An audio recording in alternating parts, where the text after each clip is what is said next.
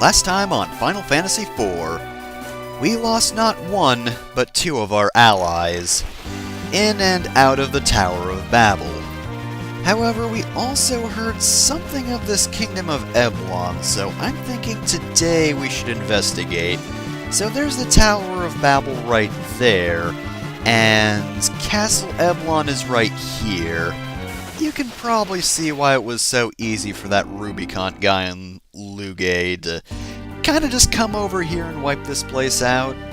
So Eblan Castle is that dungeon I was mentioning earlier that is actually kind of tough for whatever point in the game it was that I mentioned it.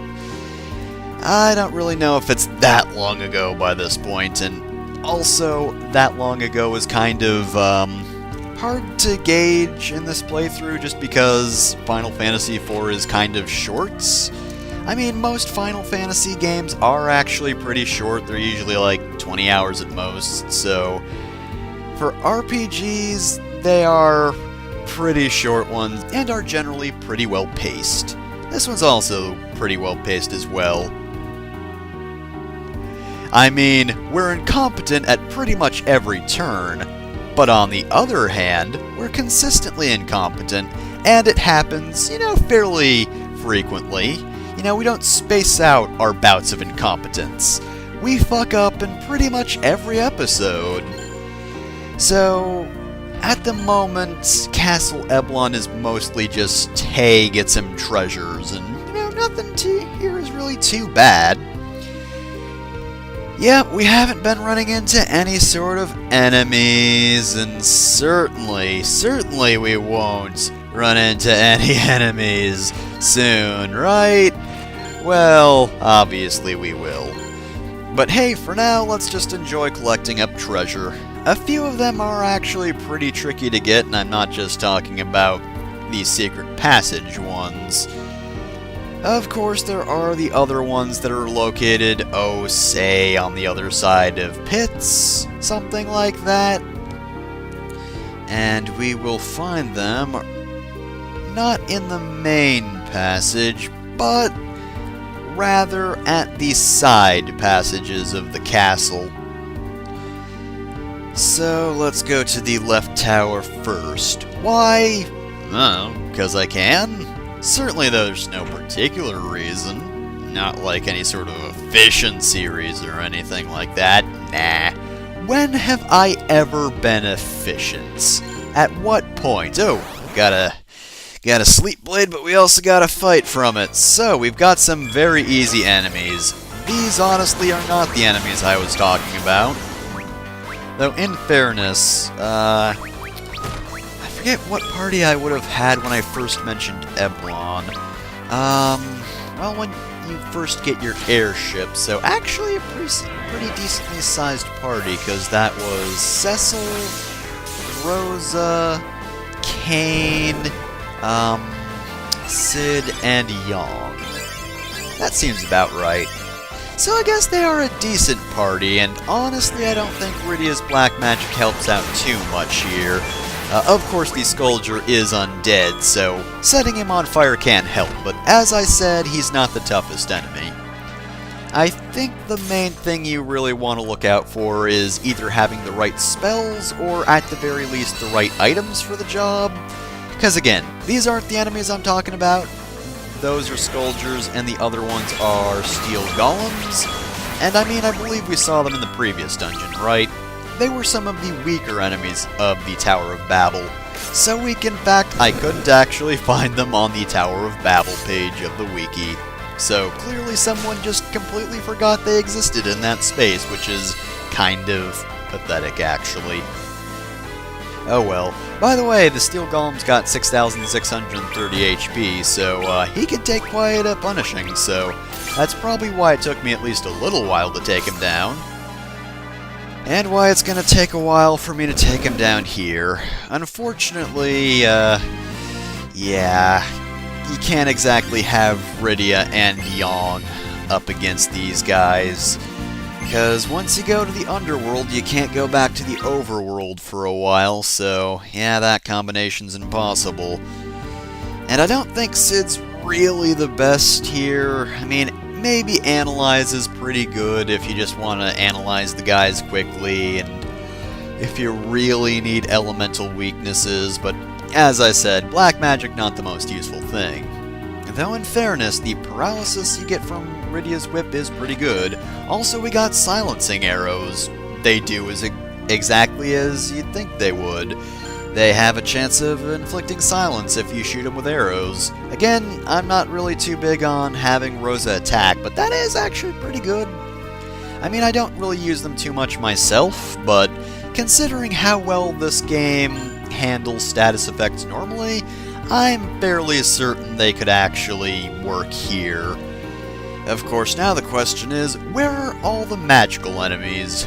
Well, I can think of a few. Thankfully, we can't actually run into them just yet. That's not gonna be for at least a little while longer. Oh, but soon, very soon, we're gonna be getting to the optional dungeon soon. It's not like optional super boss dungeons or anything, and in fact, the super bosses added into this version of Final Fantasy IV don't have their own dungeons, you just find them wherever. I'll talk about the super bosses later on, because now's not really an appropriate time for it, just because I'm not going to be covering them no matter what, because I think you have to be in New Game Plus for both of them anyway. But even if you didn't have to be, they're kinda tough from what I hear, and again, New Game Plus, not really interested in playing in an RPG twice in a row just to get to bosses that'll kick my ass. As it stands, I didn't really care for Iron Giants, but that's a different story. We got the Blood Lance, which is confusing. Great. Anyway, the Blood Lance, of course, is for Kain. Blood weapons, of course, are drain-type weapons, meaning if you attack somebody with it, you will... oh, crap. You will absorb their HP. Of course, with any type of drain spell or weapon, you're going to want to watch your usage of that around undead enemies, because that reversal thing is still in effect, so attack an undead enemy with a blood weapon, and you'll find yourself losing HP. Have we had a blood weapon before in this game? I feel like I've had this conversation specifically about weapons, but I could be wrong. Anyway, the enemies are Coeral, which, of course, like its predecessor, has the blaster attack, which is, not exactly the most fun thing, because, of course, that has a chance of one-hit killing you. Of course, you could also get lucky, and it might not kill you. So, there's that. It either kills you, or it doesn't. What fun. The Lamia has 7,480 HP, 31 strength and 69 defense, something nice, etc., etc. And, of course, lots of status effects, because they may not be the toughest enemies, but status effects, kinda nasty. Like that silence right there, not the best thing. Not the worst, though, in all fairness, because Cecil doesn't exactly need his magic, especially in battle. But yeah, that is a pretty nasty counter, since it slaps you with both silence and curse, meaning whether you're a caster or you're a physical character, you're gonna be hurting from it. Thankfully, though, one of my casters at least was resistant to that slap, and, you know, the other caster doesn't really attack, so that doesn't really matter anyway. Alright, ooh, decent experience for enemies we could have fought a while ago, though. Very nice. Okay, so, where were we before? I forgot. Oh yes, one around here. Now, I'm thinking it's about time we drop like a rock into this hole, and just sneak our way through there. Yeah, you wouldn't think you'd be able to sneak on through there, but you can. It is actually kinda cruel like that. It's like, oh, do I have to fall in this hole? The answer is no. No, you don't. Alright, I think we actually have an apple of some sort down here, right? Silver apple, yes, that is the lesser of the two apples. You have the silver and gold apples. Oh yes, and of course we have Mad Ogres. These guys are the powerhouses of Eblan Castle, and the reason I suggested you wait to come here. They've got 6,812 HP, 33 strength, and 72 defense. They're also pretty damn fast. However, they are susceptible to paralysis and stop spells, so that's why I'm saying that you should either wait for spells, or if you think you're able to get enough items, you can also use stuff like the hourglasses. You know, like the one we just picked up. Those'll stop enemies. But yeah, I'm pretty sure, stop is black magic, right? I always forget what it's classified as unless I'm actually playing, and well, I've kind of been procrastinating, to be completely honest, because it's either go to a decent dungeon or go to one of the optional dungeons. And I tried entering the optional dungeon, and the enemies kind of wiped the floor with me. So yeah, I haven't actually been playing too recently, so it's completely slipped my mind what paralysis and stop are classified as. I mean, my first guess would be black magic, but I've been wrong before on that sort of thing. Even now, these guys aren't really taking much damage. Too bad you can't really have Yang in his full power to fight these guys, because I do believe there were claws in Tower of Babel, right? I would like to take those claws to this fight, because having 4 characters, not the best thing. Not having Yang, even worse. Honestly, that is probably a good reason to come here before you go to the Underworld, because while you maybe might not have stop as a spell if it's a black magic, and I'm pretty damn sure it is, actually. Having 5 characters is actually pretty good. Having Yang, also very, very good. Having dual cast, another good thing.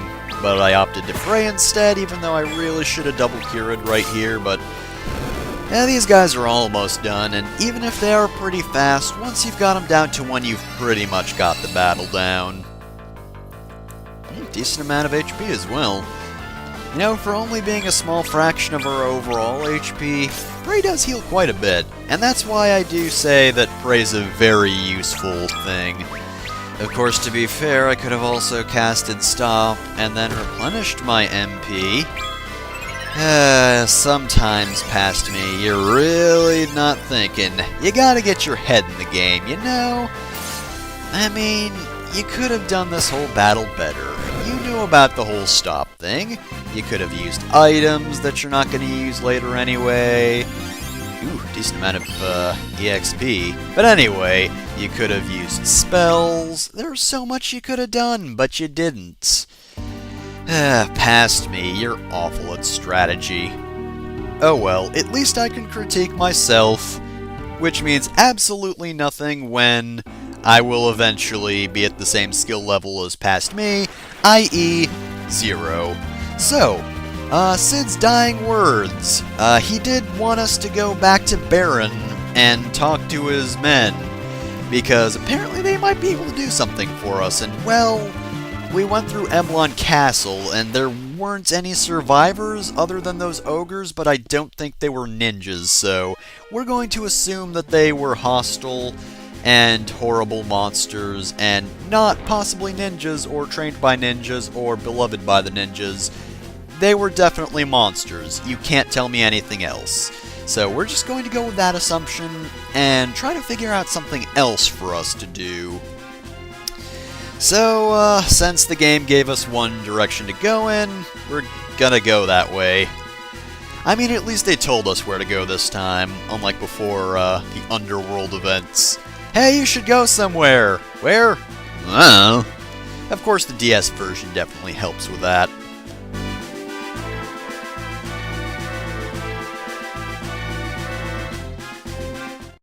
Alright, well, they seem to be in a pretty chipper mood.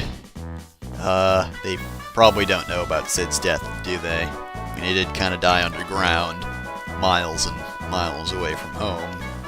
Maybe we should break the news to them. I mean, they do kind of deserve it. They do work under Sid and all. Oh! I didn't know that you know that we had a hovercraft. Sid shouldn't know that either, but hey, now we can pick up that hovercraft. Oh, and hey, here's exactly where we need to go. So, yeah, remember the hovercraft we had so many parts ago? Oh, so this is gonna... about that. Yeah, that would be wonderful, but, we really do have to tell you... Oh, okay, well... I guess they're working for the Phantom Boss now. So, I guess since that's that, let's read some character thoughts. So yeah, remember that hovercraft that Edward had? That we parked next to a mountain after we used it like 2 to 3 times, and then never again? Yeah, now we're supposed to go back and pick that up.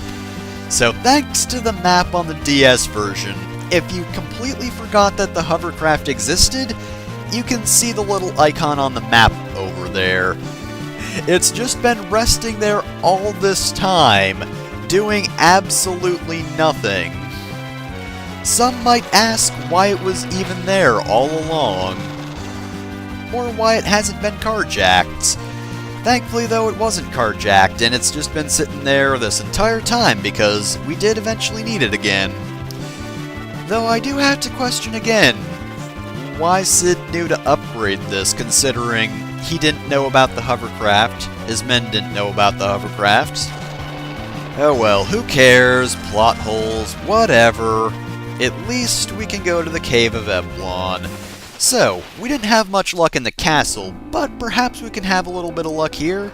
Oh, and by the way, there are a few more places you can go to via hovercraft and airship combination, but we're not really going there just yet because, none of those areas are really anywhere we can do anything. Plus, you know, it's already been 17 minutes, and we've got another dungeon to go through, so, yeah, let's not take up too much time. So first things first, we get a shuriken. Why does that seem familiar? Like we've seen shurikens as an item in Final Fantasy III, but they were like a class-specific thing or something. Huh. You know, I'm just getting this weird, funny feeling about this. Okay, so anyway, until some enemies pop out, I guess it's dungeon talking about time. I don't like it. It looks ugly. I'm actually going to look up what it looked like in the original versions just as a point of comparison, because I honestly forget. It's not the most interesting dungeon, and honestly its biggest gimmick is the fact that it's fairly confusing. There are a lot of secret passages, some of which are ones you have to go through. Well, I don't think you have to go through any secret passages, but they do help, and they can really put you in some weird spots in the dungeon. Like, you can skip a vast majority of the dungeon just by going through some secret passages. So anyway, yeah, Final Fantasy IV Cave of Eblan. Oh hey, a ninja! No, I'm not a monster. Yeah, that's fairly obvious. I mean, I'm incompetent, but I don't think that really qualifies me to be a monster. Okay, so we do actually have a town very near the start of the dungeon. Nothing too terribly useful, but these are the survivors of Eblan. They hold themselves up in the cave here, so, you know, we might as well take advantage and take a quick rest. So, let me see if I can see the tile set, because I'm not really finding anything. Original seems like it was very blue. Yeah, I can't really find any good pictures of it, but, honestly, even in other versions it looks really uninteresting, so... I mean, I guess the DS version is technically the worst, since it's kinda out-and-out ugly, cause that whole,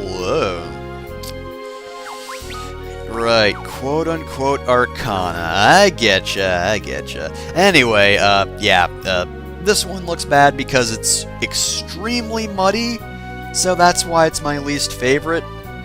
But, yeah, it honestly doesn't look amazing in any versions. It is very generic cave after we've had a fair few dungeons that are pretty unique. Let's see, we've had Tower of Babel. Before that was Tower of Zot, actually, because, yeah, we went from Tower of Zot to the Dwarven Castle, which doesn't really count as a dungeon, but then straight to Tower of Babel. So, yeah, we've had way more interesting dungeons since then. Of course, before that was Magnetic Cave, which looked good at least. Gimmick-wise, it was, cruel and merciless. But, you know, I liked how it looked. Ooh, yeah, that sucks. So the ninjas are running out of provisions. That's not good at all. Bad enough they lost their castle. Now they're kinda desperate here. Oh yeah, that, and they're surrounded by monsters as well. So, yeah, all in all, things ain't looking too good for these ninja.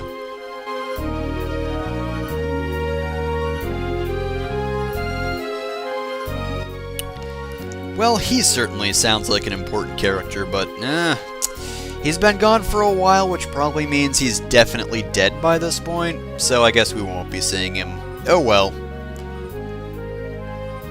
Ooh. That does seem rather cruel, especially since this prince seems rather tough, I guess. I mean, if he's overseeing excavation, he must be at least halfway decent at fighting.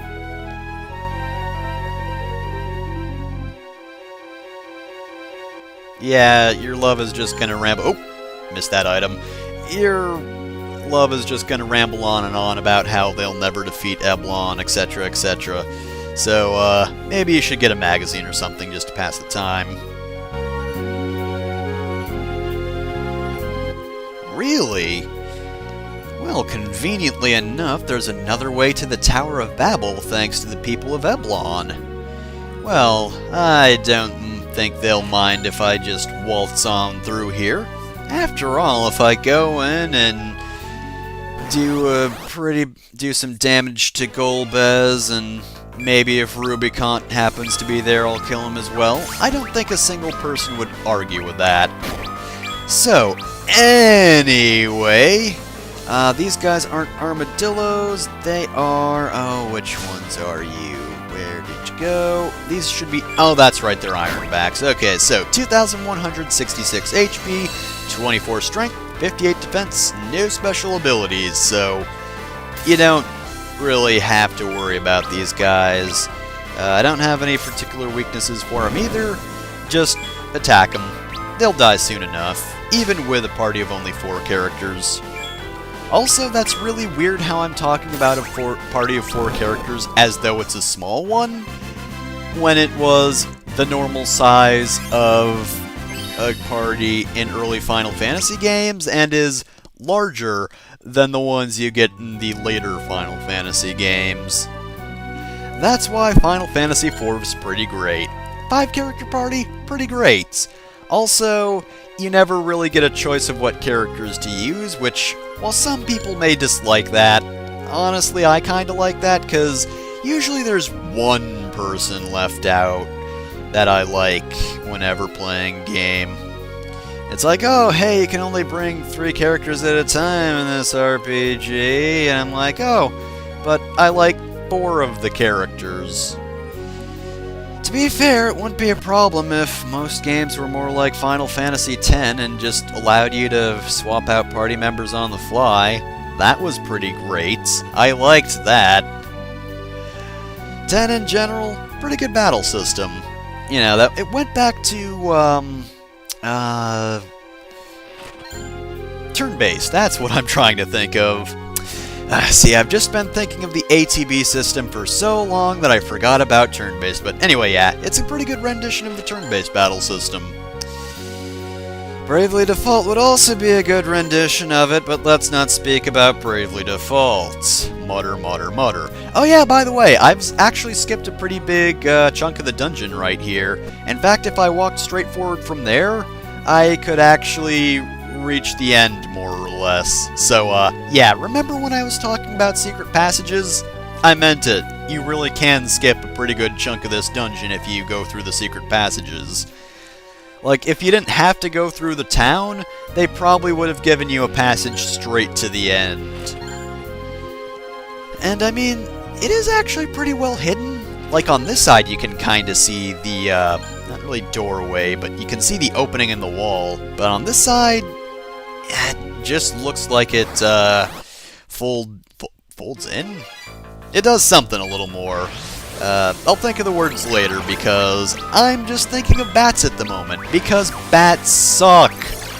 I don't think we've actually seen bat enemies before, because I don't think I've ranted about them. Bats are the worst, because they all have the attack Blood Feast, which is a spell that inflicts sap as well as doing a very minor amount of damage. It's not the damage that's the problem. It's the fact that they use it constantly. And they always show up in large groups. So whenever you fight a group of bats, it's just this. You see the word Blood Feast again and again and again and again and again. God, they're like goddamn Zubats. They just don't stop. They're not tough, it's just they're never ending. These bats, they're fuckers and I hate them. I really wish they would go away, but they will only go away with fire. Also, yeah, only half of them are actually weak to fire. Cave bats, which are the brown ones, I think they're actually weak to light of all things. Blood bats are weak to fire, of course, but not light. So it's like, if you mash them together, they'd be undead enemies, I guess. So anyway, yeah, Blood Feast is never an actual threat, unless you only have a few minutes to live, and you have to negate that by playing through a battle with bats in Final Fantasy IV, in which case you're probably going to die. I don't know how you would get into that situation, it seems pretty unlikely, but if you did get to that situation, like, if it were connected to your heart, and if you had to get through it in a minute, or your heart would stop, you probably wouldn't be successful. Bat fights just take far too long. Every goddamn time.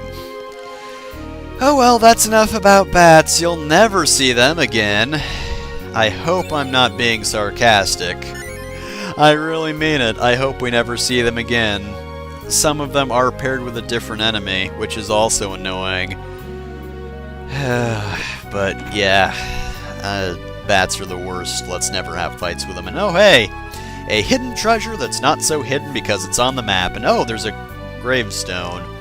Well, it doesn't say anything, so rest in peace whoever's down there. So now we have a blood sword, which of course is Cecil's equivalent to Kane's blood lance.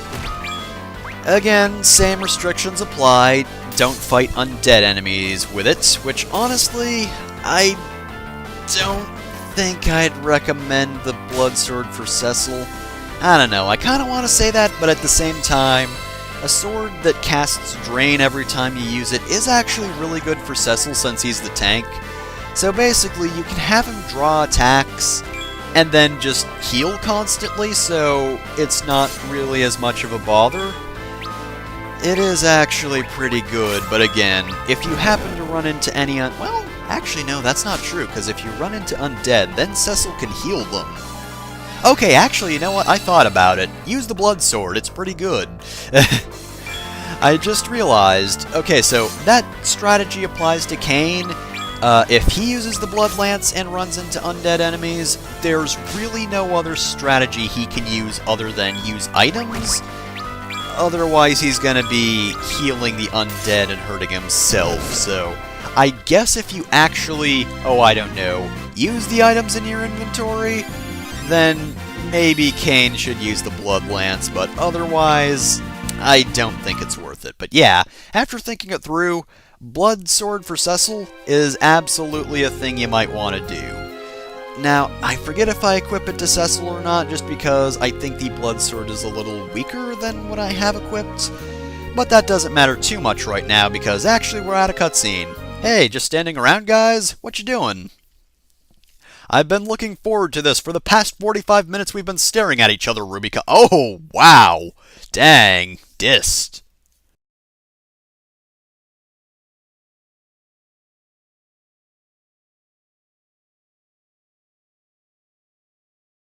Wow. I'd say sick burn, but then that would be a pun, so I'm definitely going to say sick burn. So, I'm just gonna say this about Rubicons. It's not that he's taunting Edge here. He probably legitimately doesn't remember Eblan. But, at the same time, Rubicon, also a pretty tough dude. So you could be forgiven for thinking he's just the kind of guy who would pull off a... Why would you do that? Did you really just use fire on the fire enemy? Wow, you're an idiot.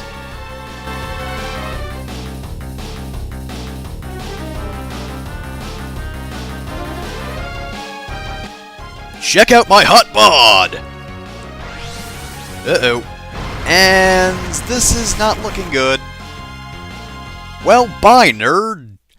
That's what you get for using fire on the fire boss, idiot. Is that really worth pride? 'Cause I disagree. Even though I've just killed you, whatever. See you later, pal. He kind of just got burnt really badly.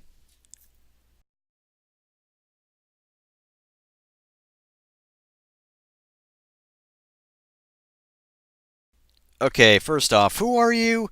And second off, I just saw you fight. You're bad. You're really bad.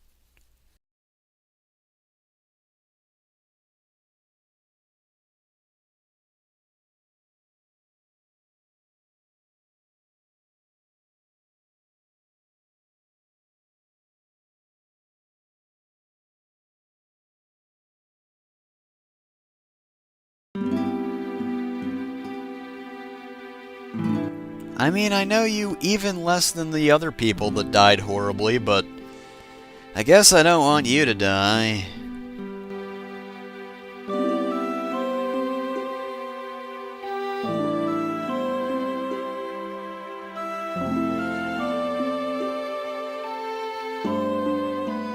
Oh, darn it. Of course the strongest one is last.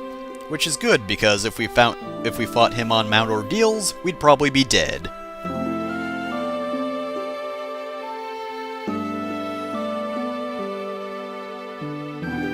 Alright, fine, but only 'cause you asked nicely.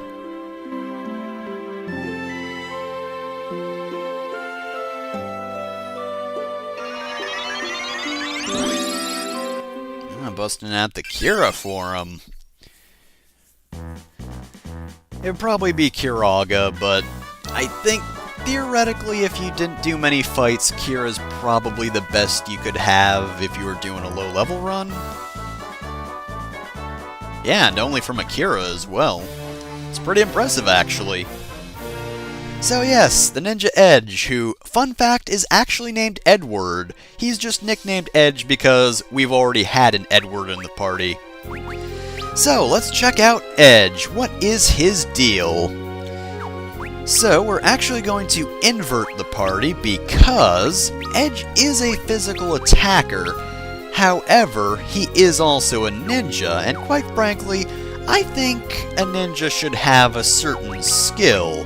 That, of course, being Reach, which, if you'll remember, allows him to do full damage from the back row. So, he is a little frail, being a ninja. His deal is more so he's fast and a little bit strong, but not as defensive. So, he gets the benefit of the defense of the back row, and he can still attack as though he was in the front row.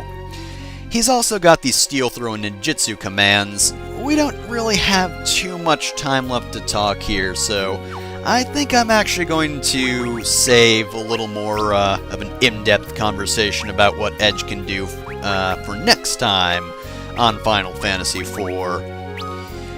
But, of course, I think that Reach definitely needs to be in here, so yeah, sorry, Throw. You'll get your chance one day. Oh, believe me, you definitely will.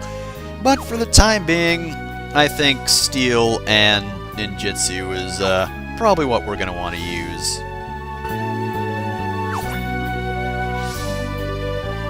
it just occurred to me I was only paying half attention to what was on the screen, so maybe I actually got rid of ninjutsu and kept throw, because honestly ninjutsu is, to me, a little less useful than throw, but I probably would keep ninjutsu on for the time being just to show it off, maybe? It's got its uses, but anyway, as I said before, not going to explain it now, because we've only got, 35 seconds left in this video, so we are, of course, going to hop in the cottage for a night. I'm sure Edge will appreciate the rest. And after giving Rubicon about 8 hours, give or take, to get away, we're gonna go after him. Next time on Final Fantasy IV, of course.